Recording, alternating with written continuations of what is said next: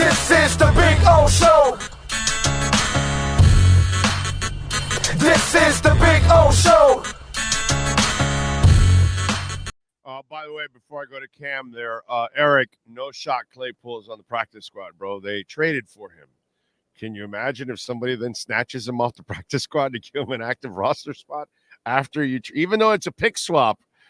That doesn't make sense, bro. He'll be on the active roster unless he does something silly. Good morning, Cameron Wolfe. How are you doing, sir? I'm good. How are you, man? Very good. You agree, right? There's no way they put Claypool on the practice squad.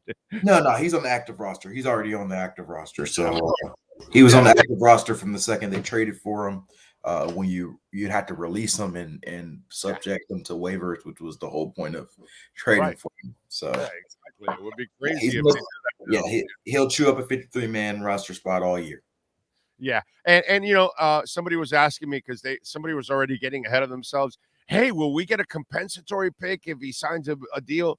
And I'm like, technically, I think you do because you traded for him, so you still own his rights. But we're getting way ahead of ourselves. This is a young man that nobody's giving a multi-year deal, big deal to. He right now, his extra sketch has been completely wiped clean, and he has to rebuild everything. Character, professionalism, proving to people. Dude, when Mike Tomlin gives up on you, forget about the last team. Okay? To me, it's Mike Tomlin. That's the ugly sign, because is there a better coach in the NFL dealing with characters than Mike Tomlin, Cam? That's a great point. I don't think so. Mike Tomlin did an incredible job. Like, think about Antonio Brown. We did not know nearly as much of Antonio's issues until after he left. Roethlisberger, I think, was worse than all of them, than Le'Veon Bell and Antonio. I know Antonio's crazy, but I think people don't realize what Ben Roethlisberger was a king-size dick, bro. Like, constantly. Like, he did stuff throughout it. He got a little better towards the end because he realized what kind of a jerk he was. But Mike Tomlin had to deal with a lot of crap between those three guys, dude. And if Mike Tomlin gave up on Chase Claypool so early, that's scary, bro. Yeah. The reality is, I'm not sure if this. I'd say there's a chance this is Chase Claypool's last shot. I think that he's got to realize that your perception around the league follows you. And I know it might be Daniel said they're giving him a fresh slate, and that is true. But because of his past experience, his leash is probably shorter. You have probably one chance to have poor effort. You have one chance to, not show up for a particular meeting or something like that, and then it snaps. And so I think that they say Chase realizes the opportunity, but this is very much a buy low opportunity for Miami. If we can get him right, we get this. If not, we move on, and that might be the end for Chase Claypool. It's not his talent, it's the other elements that keep him in. And so, I think that it's an interesting gamble. I think that, there's a couple of ties here that I wonder how much it helps Chase. He played college football with Durham Smythe. From what I understand, he also was teammates and close with Tua's cousin in college as well. And so there's a relationship there. And Anthony Campanelli knows him from the college ranks as well. And so there's some relationships here where you hope to maximize him, as well as him realizing that this is my third team in less than a year. But the reality is I would come into this situation with limited expectations and be willing to be pleasantly surprised if Chase ends up being a key contributor. Yeah, man. And he has a dimension that would be beautiful. I think Tua is probably excited if this kid can stay on, because Tua doesn't have that element. He has to be so perfect dropping dimes. To have a high point guy would be, it's a luxury that every quarterback loves to have, because it's an easier throw for them to just be able to high point something like that. So I hope it works out. All right. The Dolphins have had, last year they were decimated. It really derailed their season. They've had their share of injuries, but the front office has done a marvelous job of something called depth. Yes. And depth will be tested again because Achan is now going to be sidelined for a couple weeks, not on the IR, but sidelined. It looks like. Yeah. Bummer of news because Achan was balling. He incredible numbers. Nearly 12 yards per carry is unreal. 7 touchdowns. He's been the best rookie in football. Like Bijan Robinson's been great. CJ Stroud's been great. But if I was putting in my rookie of the year vote, Achan would be the winner through 5 games. Now, injuries probably make it more difficult for him to get that as a whole.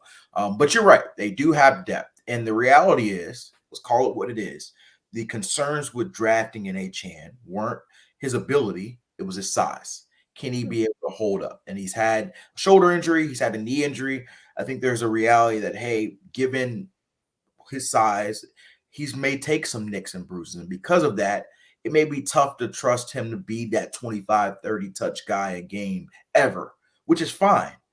But you have those other dudes. That's why you see the Dolphins have 3, 4, 5 running backs. You got Raheem Mostert, who's been healthy so far and had a good season. It's been overshadowed because Achan's been incredible, but Raheem's played pretty well too. And then you get Jeff Wilson eligible back from IR. Ahmed, he was a scratch this past week. That's how good their depth is. He's going to be able to practice and play. And he brings you a lot of, not all of what Achan can do, but he can bring you some of what Achan. And then you had Chris Brooks, who actually played pretty well in his limited reps, especially as a pass blocker. I don't know if you guys went back and watched. He laid some dudes out, and there's nothing that gets you more playing time than excelling in pass protection. And so they do have some depth, and I think they'll be fine. It does take away some of the explosiveness, but you still have Tyreek, you still have Jalen, you still have Raheem. They still have plenty of juice. Yeah, they're loaded. And so yeah, you want Achan to be fully healthy, whatever it takes, however long you got to sit him out. It's going to be at least 2 weeks, and then we'll kind of see from there. They're going to make a decision on whether or not he goes to IR or not. I don't know if he does that. We'll see. But it's a bummer. But the reality is, the Dolphins keep it pushing. They'll keep it pushing, and they'll start to get guys back in November and December. So it'll be like a welcome boost when you start to get trickle of guys back. In November, you start to get Achan back. You start to get Teron back. Eventually, maybe later on, you get Jalen Ramsey back, and now I'm predicting early November for Jalen Ramsey. Ooh, I think that might be a little early, but he's killing his rehab. I think you're still probably looking more closer to the Thanksgiving and on holiday season, but we'll see. By the way, the Dolphins are so deep at running back that a team took a running back off their practice squad. Yeah, Darrington Evans, who by the way, there was a lot of hype when they signed him because he had a really good preseason. The Dolphins just have a lot of running backs, so you can't blame the guy for wanting to go play. The Bears lose 3 running backs, and he might be the starting running back next week for the Bears. And the Dolphins, he was 6th in the lineup, and so good luck to him. But the Dolphins do have a plethora of depth at running back, which, given the longevity of that spot, it's a good place to have depth in. By the way, I think Brooks gets some time this week. This is the kind of game, the Carolina game, especially the second half, I can see them kind of set the stage and maybe even save Ahmed for Philly next week instead, and use Brooks this week. Yeah, in Mostert.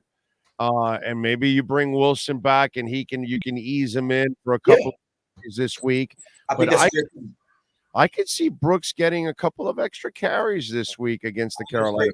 I think that's a great point. I definitely think this could be a lot of Brooks this week. You got Jeff Wilson coming back from injury, but remember, he hasn't played in over a month. And so you don't want the guy to get hurt or get too much in his first game back. And so even if he is back this week, I'd anticipate probably limited touches for him. 4 or 5 carries. Absolutely. You still don't want to overload Raheem. And remember, even though Ahmed is back healthier, he was coming off an injury himself. And so you probably don't want to overload him either. So, yeah, this could definitely be a Chris Brooks week. Yeah, I got a feeling that that Brooks might end up getting an opportunity when it's all said and done. Connor Williams, everything good with him? Yeah, he came out of the game okay. It was pretty impressive because he's not 100%. I watched him in pregame workouts, and he looked pretty good, but he's not fully back. But at the same time, you saw the difference of Connor Williams and Leon Eichenberg. And I'll tell you what, the Dolphins were very concerned going into the week about Dexter Lawrence and the impact that he could make in that game. And although he had a few, plays where he got in the backfield, he was relatively quiet. And that's a lot of credit goes to Connor Williams. And so, really good game for him. He's continuing to inch towards 100%. Nobody's 100% this time of year, but he should be good to go and start this week as well. Isaiah Wynn, good Yeah, too, because he good. came out a little bit. He'll be good. Make some bruises. I wouldn't be surprised if he's limited or missed some practice time, but I think he'll be good for Sunday. The job of the front office. Can you talk a little bit about, because Cam, you're covering the most complete Dolphins team in decades. Yeah. You're covering a Dolphins team that hasn't had something called depth. Right. Because, last year, as you suffered it, although the secondary was a little overboard on the injuries, but they did a nice job of finding a Brandon Shell and a Robert Jones last year to kind of make it, Tua wasn't running for his life last year. He did a good last year. The line wasn't great, but dude, the running backs were averaging 4.5 yards a carry. Tua wasn't running for his life, and they did a nice job of filling in. Well, this year, depth has been tested all over the place. So talk a little bit about the front office and how they built the roster, the depth, and how they continue to make moves like the Claypool move recently. Yeah, just think about this. Even beyond the Claypool move, I think some of the moves they've made to shore up the offensive line have been really impressive. Coming into the season, I was not shy in saying my biggest concern was the offensive line. They ended up bringing in Kendall Lamb, which I remember, and Kendall Lamb and Isaiah Wynn, who are both starters on the left side. I remember when and these other guys got signed, a lot of the questions were, should we have gone for Brandon Shell? Why did we cheap out, quote unquote? But the Dolphins knew what they were doing, and they ended up finding a really solid player in Isaiah Wynn who's filled in nicely as a starter. And then Kendall Lamb, who has finally filled that swing tackle role they've been dying for. And, he's not Tehran, but for him to be in the game and you not feel like you have a backup tackle in the game is a huge credit to the front office bringing in guys like that. And so I'd say the offensive line thing is what's most impressive of their acquisitions this offseason. And then just the priority of speed. Like, we joke a lot about the team, but these are all guys that Chris Grier and the front office brought in. They were aggressive to make the trade for Tyreek Hill. They made the maneuvering to get a Jalen Waddle within that draft, even before Mike McDaniel got here. They selected Achane in the third round when people had questions about his size, and they bet on Raheem Mostert when people had questions on the injury history. They really built this team with the vision of this, and it took some time, but now we have it. And so that's why I think you give them a little grace with the Claypool trade, because on paper we say, hey, he's been in a lot of issues, his work ethic question. Why would you bring somebody like that in? They know what they have in the locker room, and they know what they feel like they can maximize out of a guy. So it's been a strong year for the front office, for Chris Grier, Marvin Allen, Reggie McKenzie, Brandon Shore, all those guys. And we'll just kind of see how the year goes. Yeah, man, it has been. I think the job they're doing. That's why these big games are so important coming up. The Buffalo game, and look, we're watching Buffalo now. They're suffering some big injuries, dude. I mean, losing Milano and Daquan Jones, and I know Daquan hasn't been completely ruled out for the year, but pec surgery. Come on, bro, you're not coming back. But you look at everything that's going on right now. This is why this team has to now take that next step. You have the opportunity of a lifetime. You've got the talent. The coaches have got to figure out a way to win these big games, like Philadelphia coming up in 2 weeks, man. That's you got to have that, bro. You got to start crossing that threshold. Yeah, absolutely. I think that when you're looking at this Dolphins team, They're going to be measured on how they play these big games. I was in the Dolphins locker room on Sunday and talking to some of the defenders, and they had a really good day. Like we talk a lot about the offense here, right? But the defense had a good bounce back day. They had 7 sacks. But one of the guys told me, I wish it was against a better team because, it doesn't really feel yet like we could say we're back on track. Panthers are not going to be a bigger test. They're 0-5. They've got issues of their own. This is another just you get by game. And then you have Philly. And then that's like we talk about Buffalo, that's another big checkpoint. And so you just have to be ready for your checkpoint games. We talked about it a couple of weeks ago. They failed their Bills checkpoint game, but they passed every other test. They passed this week in flying colors. The offense had 3 turnovers, and they still won by double digits. That does not happen very often. And so, this team is set up to be a playoff team. And now we just got to figure out how much more is their ceiling. I think the floor right now is playoffs. It's now, can they win the division? Right. Can right. They win a playoff game? Can they win multiple playoff games? That's, to me, they've already established themselves that 2 years in a row, if all, let's just say health stays relatively good, they should be a playoff team. How much further is based on how they do it in those checkpoint moments. Exactly. And this is why at times when people would tell me like, oh, well, the measuring sticks. Okay, yeah, Philly and KC and Buffalo. And then they throw in Baltimore and Dallas. And I'm like, no. Those teams are just like Miami. Mm-hmm. That either they're just outside or barely making the playoffs, and then they get spanked and sent home. They haven't crossed the same threshold Miami needs to cross. Right. You know what I mean? And it's kind of like one of those things that we're all waiting. Like last year, you made the playoffs. Okay, you're happy to be there. That's not enough, dude. This kind of talent, and this kind of an offense, you got to make a bigger impact in the playoffs. And I'm glad that players are saying the things that I'm saying, that come on, man, let's go. Pick it up. Guys, so guys are realistic, right? You hear the coach speak during the week, right? Mike McDaniel had the coach speak of, hey, this is not a get right game. Don't think about that. You got right. These are things you tell to your team to make sure they show up for the game. The reality is, that this game is not as significant in how you view your team.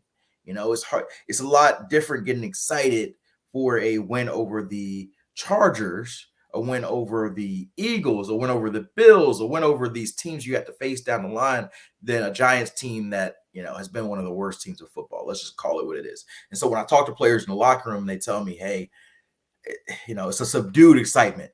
Yes, 7 sacks is great. Yes, playing better on D is great, but this is not our challenge yet. This is not our fight, and so their fight is coming. And we'll see how they do their next round. These are all, I call this like they're real NFL games, but I'm a boxing guy. It kind of feels like these are their tune-up fights, quote unquote. Your championship fight is coming down the line, but these are your tune-up fights. You do it to stay clean, keep your skills sharp, and your mega fight is coming in Philly in a couple weeks. And then you'll have another mega fight down the line when you have to play the Bills again. You probably count, I guess, the Cowboys. I don't know. They might be a medium fight, maybe not a mega fight, but a medium fight, just because that defense is really good. And they own Baltimore now. The last 2 years, they're no longer getting. Baltimore wasn't a measuring stick in the sense of, oh, you're beating this great team. Baltimore was their bully. Yeah, that's what they would do every year to the Dolphins. They'd push them around, right? And they no longer do that anymore. And clearly, Tua is superior to Lamar Jackson. I think people are there. I think everybody's starting to understand what I've been saying about Lamar Jackson for a long time now. Because you and your Lamar Jackson hate it's impossible to hate him. He's a great young man. But I think they're realizing that he'll never be the passer, like I've said forever, because it's happening again now. Oh, new coordinator. Let's bring OBJ. Oh, we're going to open it up.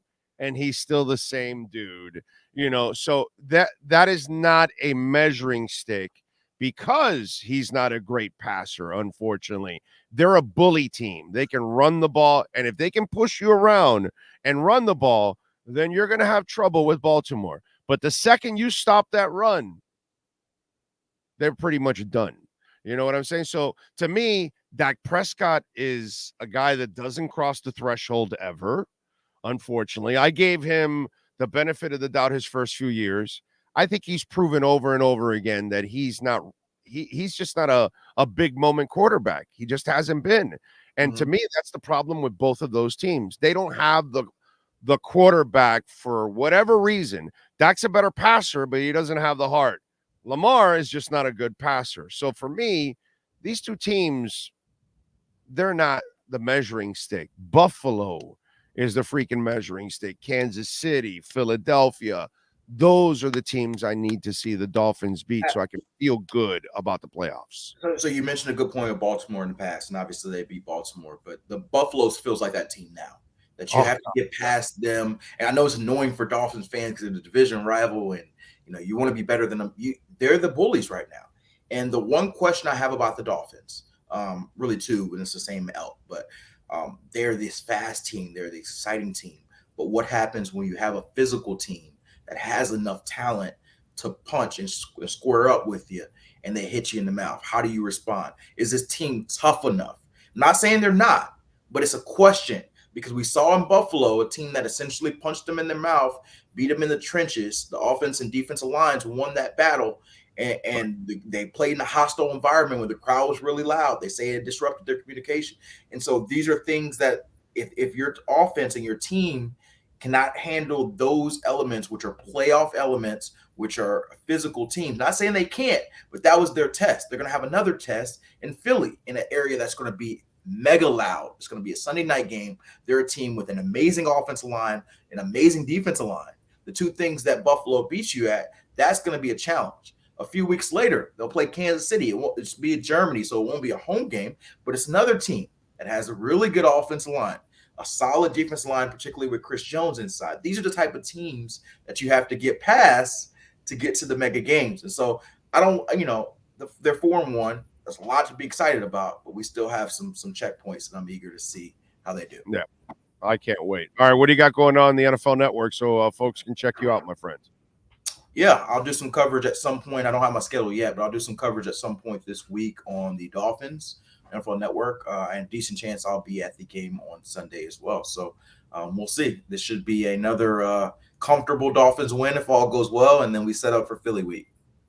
Can't wait for Philly week, man. Can't wait. All right, follow him on Twitter at Cameron Wolfe, and, of course, catch his work there at the NFL Network and twice a week doing his thing here. Cam, as always, are you home for Carolina this week, or are you on the road? I should be home. I won't be on the road. We have an NFL Network game in London, and so I will the last 2 weeks, this week and last week. So I will definitely be home, either at my home couch or at the stadium, one of the two. All right, Cam, appreciate you. We'll talk later in the week. Appreciate it. Thank you. That is Cameron Wolfe. And don't forget, call our friends at KSDT CPAs, tax, assurance, you name it, advisory. They do it all for you, folks. This is why I've been telling you about KSDT CPA now, going on 2 years. They do an amazing job for your home, your personal taxes, your business taxes. They do our taxes. They do Cam's taxes. They do my business taxes also. They can do the same thing for you. And listen, I'm a small business, but those of you out there that have way bigger businesses than I do, you can use KSDT. They can help you in planning. They can help you in payroll. They can help you in so many different ways to help your business grow. Even if you're thinking of selling your business, they can also help you figure out how much your business is worth. 305-670-3370. Offices in Dade, Broward, and Palm Beach County. And we've got a new office in North Carolina, in Charlotte, North Carolina. And they're hiring in Charlotte, North Carolina, Dade, Broward, and Palm Beach. So please reach out to them, 305-670-3370.